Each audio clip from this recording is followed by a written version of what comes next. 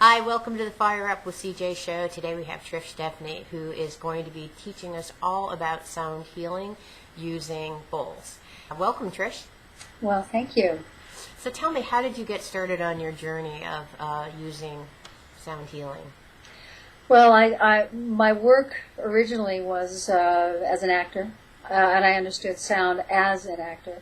But it wasn't until I was diagnosed with hepatitis C that I had, and actually given a year to live. I had a very severe case of my viral load kept mutating. So the prognosis wasn't good, and they said, get your affairs in order. So I got another doctor, and he concurred, but then he put me on interferon. Now, mind you, I had been diagnosed 2 years prior, and I had been doing all alternative stuff. And nothing was working. And so this doctor decided to try chemotherapy, which I knew wouldn't work, but I just let go. Simultaneously, I found a bowl. I went to the gem show and found a Tibetan bowl, similar to the ones I'm playing, only the Tibetan is metal, 7 metals. Very, very powerful, beautiful tones. The bowls I'll be working with at East West are crystal. And they're the alchemy crystals, so they're gemstones infused with, crystal bowls infused with gemstones like topaz and emerald and lepidolite. So anyway, back to the story. I started free toning with my little Tibetan bowl, and within 3 months of taking the interferon, which was a protocol to be extended over a year, he called me into the office and said, "We don't quite know what happened, but there's no virus." Wow. And 2 years later, the nurse called me in, because I kept going back for... to be super sure. Yeah. Convinced he was going to come back. Yeah.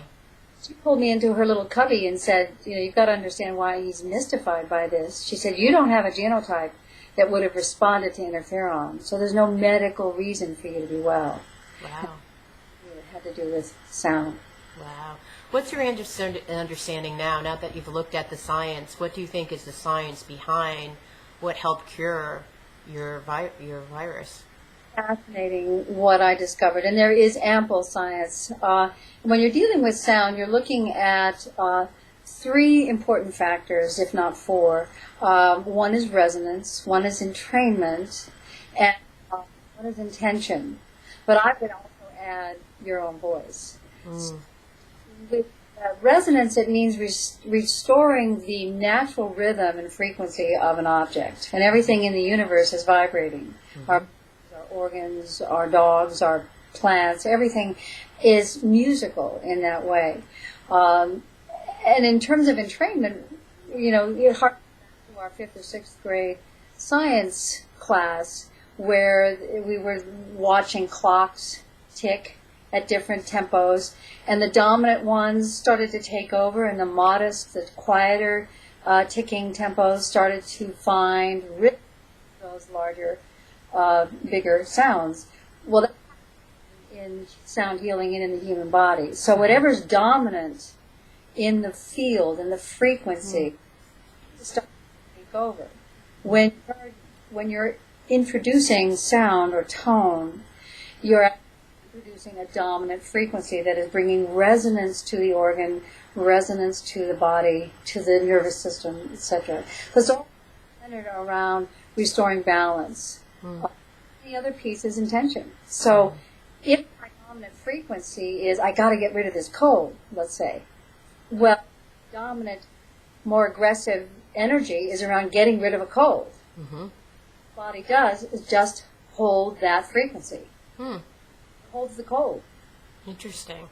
Maintains the cold, because we've got that's what the body is picking up.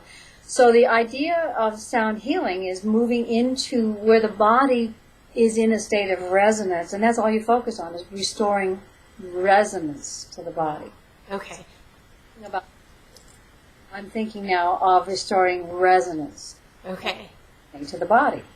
And so in the next segment, let's actually go through that. Let's think about a cold, for example, and how you would actually look at your resonance, your intention, and how you would actually get that sense of entrainment so that you could actually get your body to cure itself with the cold. And would you be willing to show us the toning and how you would do that?